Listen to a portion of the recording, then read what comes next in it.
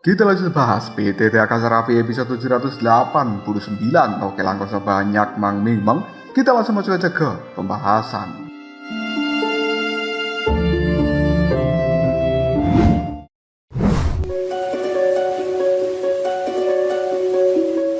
Iblis Soyen yang telah terlahir kembali dalam wujud yang baru. Di wajahnya kali ini telah muncul simbol-simbol suci dan juga simbol-simbol iblis yang berpadu dengan sempurna. Hal itu mengandung kekuatan yang tidak terbatas, seolah-olah kekuatan ini telah mampu menguasai segala zaman dan dengan arogan bisa meremehkan seluruh makhluk hidup. Bahkan jubah iblis yang berada di tubuh dari Soyen kini memancarkan sinar cahaya yang luar biasa yang membuat sosok Soyen menjadi cukup menakjubkan, seolah dia adalah kaisar iblis yang datang di dalam dunia ini. Dan kekuatan besar dari Soyen saat ini telah mencapai puncak reinkarnasi ke-9.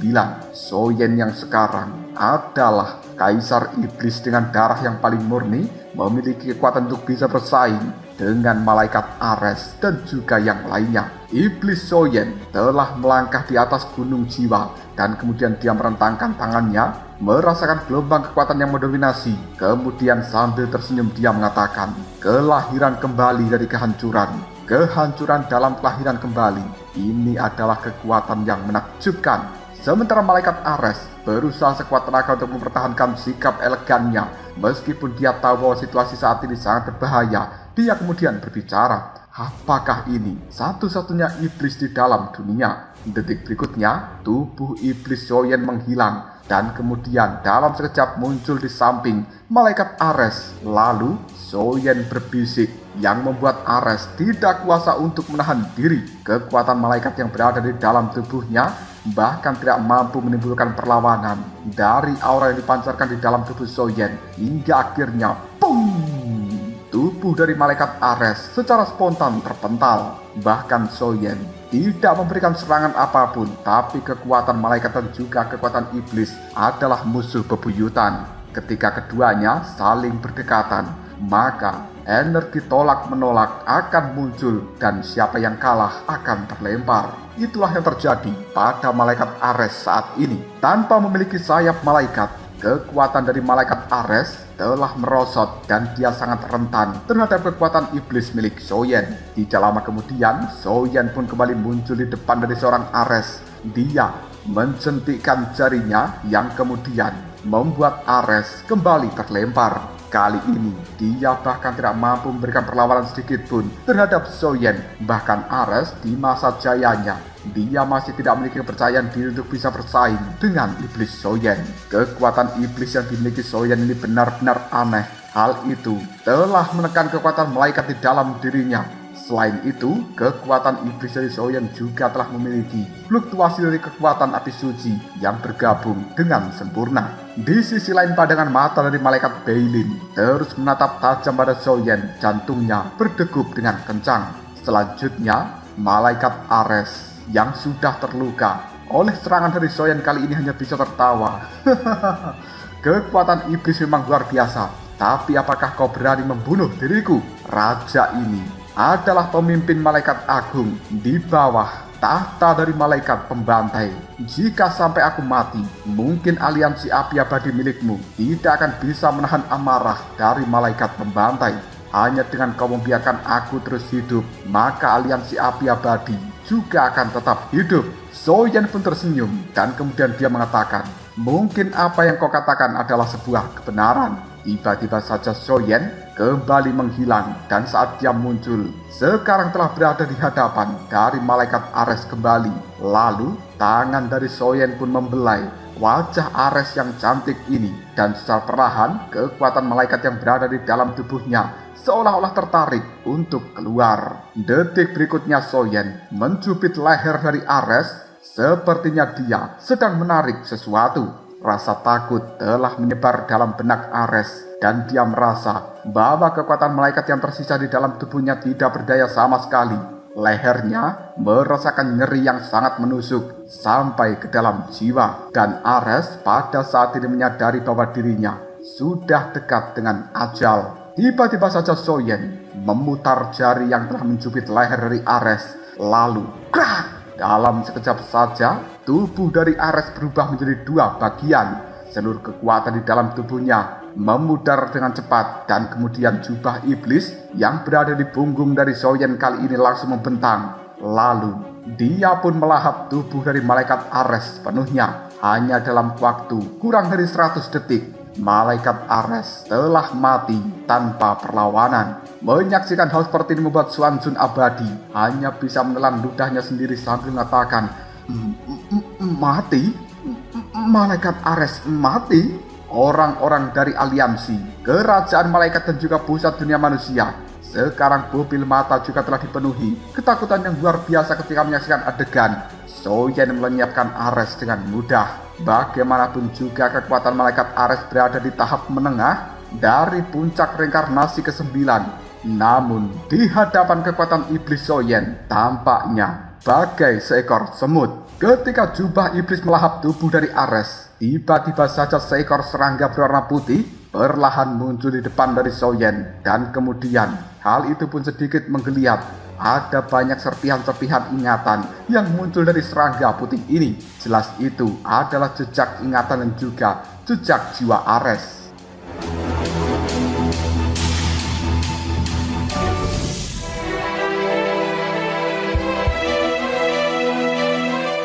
Xiaoyan sambil melihat pada serangga putih ini, dia mengatakan, sebenarnya ini adalah mata spiritual. Ternyata kalian semuanya merupakan pion di bawah malaikat pembantai. Selanjutnya, Xiaoyan pun menghancurkan jejak ingatan dan juga jejak jiwa dari malaikat Ares tersebut. Lalu dia melihat ke arah malaikat Beilin. Hal ini membuat Beilin bisa merasakan hawa dingin sekujur tubuhnya. Lalu dirinya pun berkata, Xiaoyan, tolong lepaskan aku. Aku bisa memberitahukan pada dirimu semua yang ingin kau ketahui tentang Raja Petir dan juga malaikat pembantai. Bahkan seluruh hal yang berada di dalam kerajaan malaikat, asalkan kau membiarkan aku pergi. Sambil berkata seperti ini, tubuh Beilin gemetaran dan dia benar-benar memohon belas kasihan dari seorang Xiaoyan.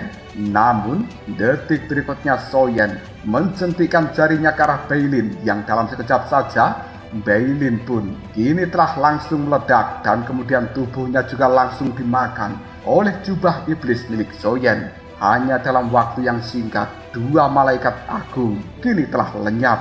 Kita berpindah ke tempat dari putra dewa yang masih bertarung melawan Xiao Yunming dan juga tetua agung Xiao Yin. Keduanya kali ini merasa tertekan oleh kekuatan dari putra dewa tersebut.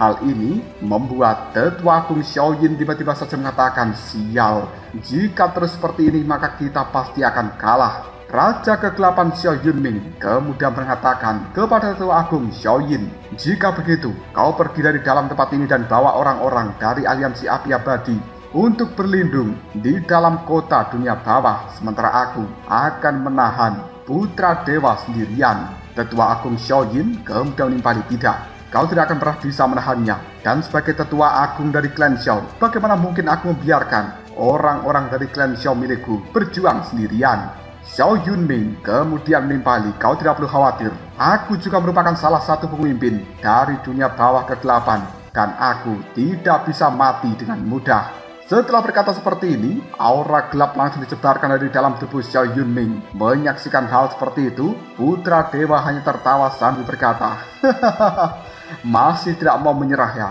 Jika begitu rasakanlah kekuatan yin dan yang berlawanan arah. Putra dewa melambaikan tangannya ke arah langit dan kemudian dalam seketika warna hitam dan putih muncul di langit, lalu bersatu dengan sempurna berubah menjadi bulan sabit hitam dan putih. Menyaksikan hal seperti itu membuat Xiao Yunming tiba-tiba saja berteriak, tetua agung Xiao Yin, cepat pergi! Kekuatan iblis yang lemah dan juga kekuatan kegelapan di dalam tubuhnya kini telah langsung dilepaskan untuk membentuk pelindung energi di langit dan mencoba mengulur waktu bagi semua orang. Menyaksikan kemunculan dari bulan sabit hitam dan putih membuat tetua agung Xiao Yin hanya bisa menggelengkan kepalanya tanpa daya dan kemudian dia mengatakan, tidak, ini sudah terlambat. Bagaimanapun juga serangan ini harus dilawan. Suara denguman yang keras pun muncul dari bulan sabit hitam dan putih. Kekuatan yin dan juga yang meluap dan kemudian hal itu berubah menjadi pedang energi Yin dan Yang. Tanpa ragu lagi, pedang energi Yin dan Yang ini pun melesat untuk menuju ke arah Tetua Agung Xiao Yin dan juga Xiao Yunming. Pada saat pedang energi itu pun melintas, kehampaan dengan cepat terkoyak dan juga bahkan meledak. Setelah pedang energi Yin dan Yang itu melesat ke arah keduanya, kali ini bulan sabit hitam dan putih juga mengikuti di belakangnya. Di bawah serangan ganda dari pedang energi Yin dan Yang serta bulan sabit Yin dan Yang, keduanya pasti hancur total. Tiba-tiba saja Tetua Agung Xiao Yin dan juga Xiao Yunming kini telah melepaskan tinjuan yang luar biasa untuk menghentikan serangan tersebut. Tapi energi tinju yang dilepaskan oleh keduanya kini telah langsung dar, meledak dalam seketika, dan kemudian tubuh keduanya pun gemetaran lalu melangkah mundur. Pedang energi Yin dan Yang kali ini juga telah berhasil menembus pertahanan yang dibuat oleh Xiao Yunming. Hal itu masih terus bergerak dengan cepat untuk menyerang titik vital mereka. Akan tetapi saat pedang energi Yin dan Yang ini mencoba menyentuh kulit dari keduanya, tiba-tiba sebuah lingkaran cahaya hijau muncul entah dari mana. Lalu hal seperti ini berubah menjadi monster energi yang sangat rakus, lalu menggigit pedang energi Yin dan Yang. Dalam sekejap, hal itu pun dihancurkan. Pandangan mata dari putra dewa ketika menyaksikan adegan seperti ini pun menjadi cukup terkejut, dan dia bisa dengan jelas melihat serta merasakan kekuatan dari monster yang tiba-tiba bisa muncul itu. Tampaknya telah melampaui kekuatan Raja Kegelapan Xiao Yunming dan juga Tetua Agung Xiao Yin. Tidak lama kemudian, bulan sabit Yin dan Yang saat ini juga telah muncul. Kekuatan hitam dan putih yang berada di dalamnya pun langsung disebarkan dan berubah menjadi aliran energi hitam dan putih yang langsung membanjiri ke arah Raja Kegelapan Xiao Yunming serta Tetua Agung Xiao Yin.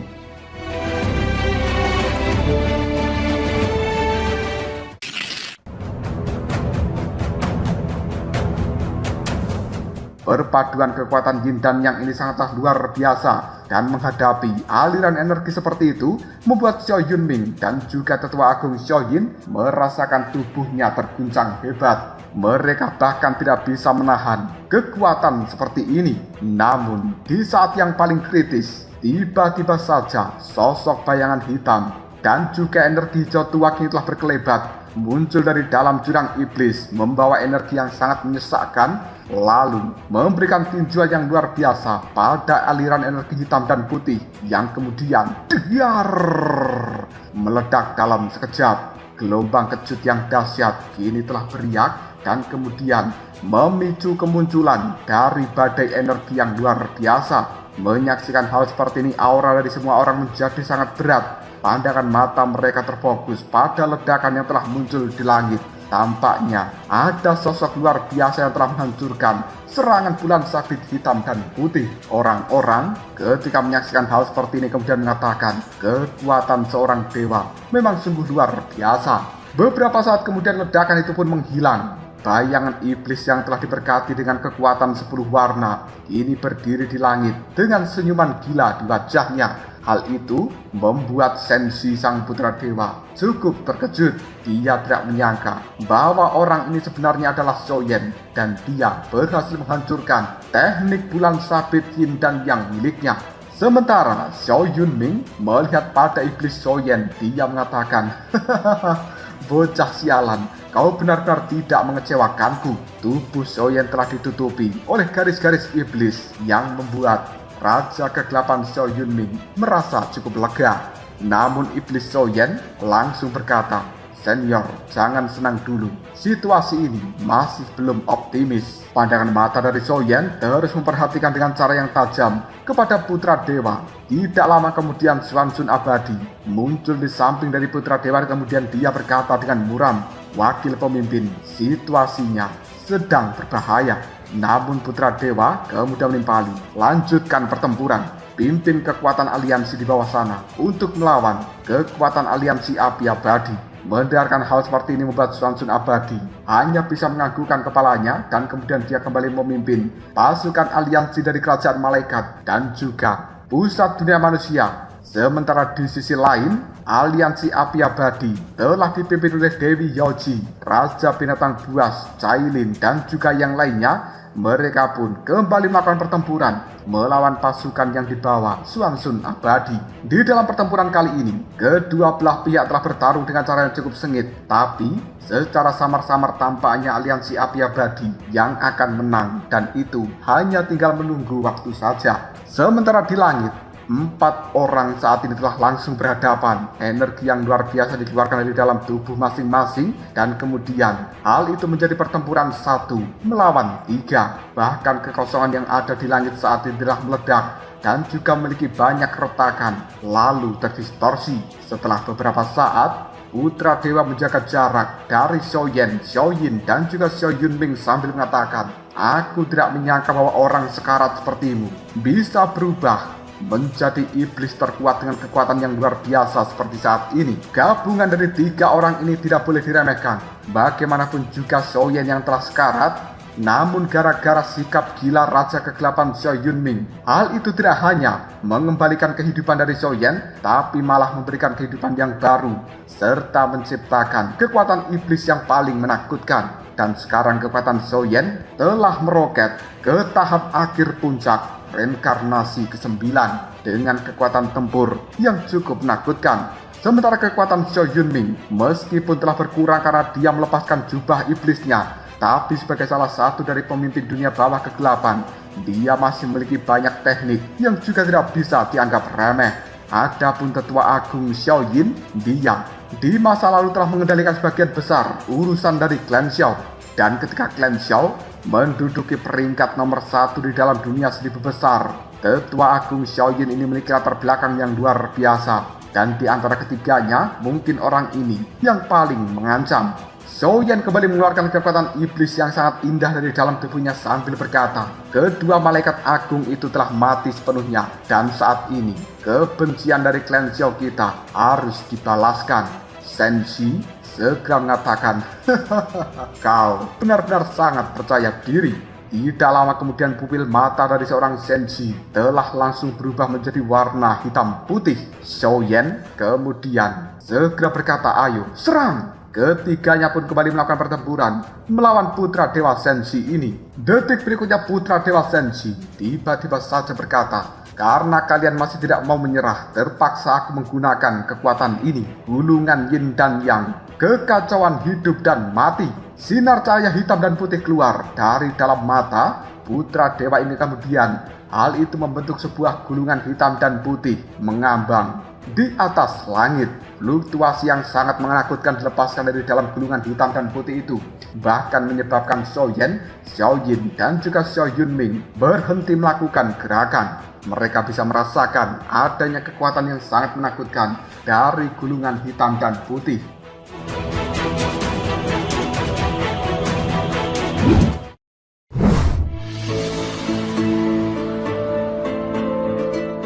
Melihat hal seperti ini membuat Tetua Agung Xiao Yin tiba-tiba saja berbicara, kalian berdua tolong tahan dia sebentar dan ulur waktu bagi diriku. Mendengarkan hal seperti ini, iblis Xiaoyan bersama dengan Raja Kegelapan Xiao Yunming hanya bisa menganggukkan kepalanya secara bersamaan. Xiaoyan kembali mengeluarkan aura iblis yang telah bercampur dengan kekuatan api suci dari dalam tubuhnya. Sementara Xiao Yunming juga mengeluarkan kekuatan kegelapan. Mereka berdua kemudian melesat ke arah Putra Dewa. Sementara Tetua Agung Xiao Yin berdiri di kehampaan dengan cara yang cukup tenang, dan kemudian dia berkata, waktunya hampir habis. Sejauh ini aku hanya bisa mencoba hal itu.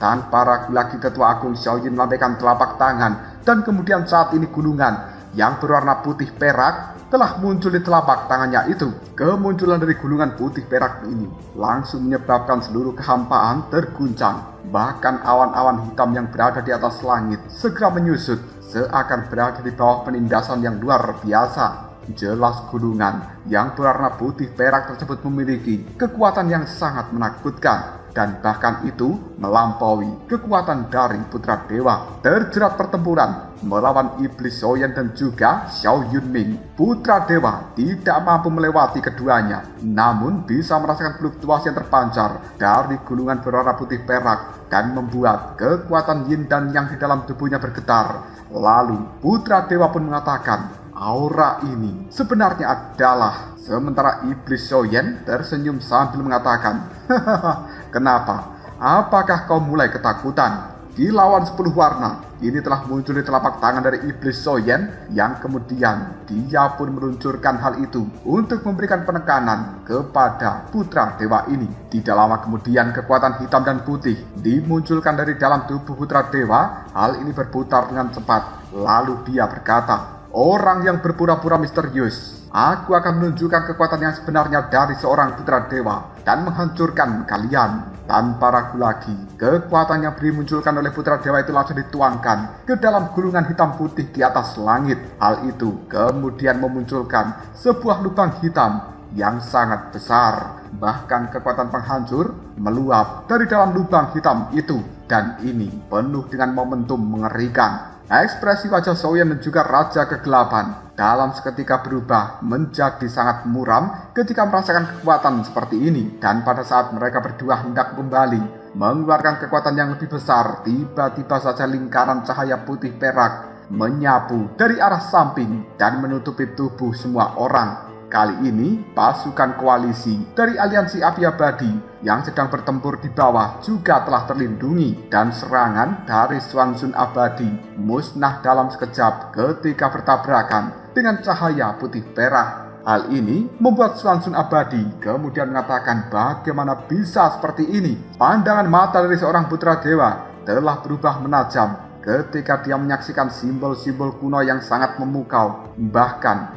lubang hitam yin dan yang miliknya kali ini telah langsung menyusut. Sang Putra Dewa kemudian berkata, apakah ini adalah seni tingkat dewa? Selanjutnya, mata dari sang Putra Dewa menyaksikan ke arah pasukan koalisi di bawah sana yang sekarang telah dikalahkan dan menderita kerugian yang besar. Hal itu membuat wajah Putra Dewa menjadi cukup muram. Dia mengepalkan tinjunya sambil berkata, sial. Dalam pertarungan kali ini, kerugian yang mereka dapatkan sangatlah besar dan tidak membuahkan hasil apapun. Jika sampai terjerat dalam jangka waktu yang panjang, begitu kekuatan dari gulungan putih perak dilepaskan sepenuhnya, maka Putra Dewa hanya akan mendapatkan kekalahan yang paling menyedihkan. Dia kali ini menggelengkan kepalanya dan kemudian berkata pada Xuanzun abadi, pergi dari tempat ini. Selanjutnya tubuh dari Putra Dewa kabur dengan cepat dan membawa tubuh dari Xuanzun abadi. Menyaksikan hal seperti itu, Xiaoyan dan juga Xiao Yunming saling berpandangan lalu berkata, apakah kau ingin pergi? Tidak semudah itu. Keduanya pun bergerak dengan cepat untuk mengejar Putra Dewa. Tapi kecepatan seperti ini masih tetap kalah dari sang Putra Dewa sendiri. Hingga akhirnya Putra Dewa berhasil meloloskan diri bersama dengan Xuanzun abadi. Mereka menerobos masuk tembok kegelapan dan kemudian menuju kota dunia bawah kegelapan. Menyaksikan hal seperti ini membuat Xiaoyan hanya bisa menggelengkan kepalanya. Tidak menyangka dengan kekuatan seperti ini masih tidak bisa menyaingi kecepatan dari seorang Putra Dewa. Keheningan berlangsung untuk beberapa saat hingga pada akhirnya Cailin bersama dengan Yun Yun melesat dengan cepat. Mereka diikuti oleh orang yang lainnya bergegas menuju ke arah Xiaoyan. Lalu dengan penuh kekhawatiran, Yun Yun bersama dengan Cailin kali ini bertanya, apakah kau baik-baik saja? Xiaoyan menghadap pada kedua istrinya ini sambil tersenyum. Dia mengatakan, tenanglah, aku tidak apa-apa. Dan pada akhirnya pertempuran di dalam tempat ini tampaknya telah berakhir. Dan hal berikutnya akan menjadi prioritas utama di seluruh perjalanan mereka semuanya ke dalam dunia bawah kegelapan ini.